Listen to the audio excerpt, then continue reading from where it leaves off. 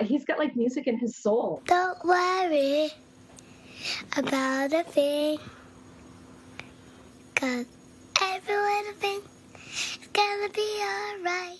I used to sing it to him as a lullaby for the past couple months before COVID. We were missing his cousins and his Nana, and I said, well, why don't you sing him a song that makes you feel better?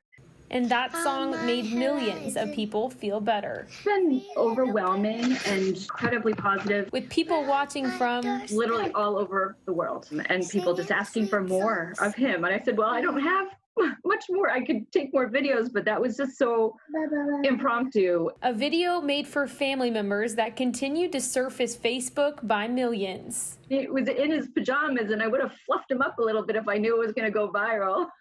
A 4-year-old with a mature taste in music. Reggae.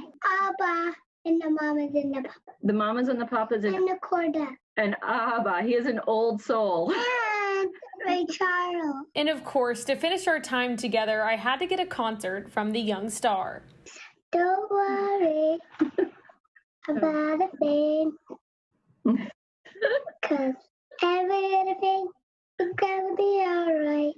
Yeah.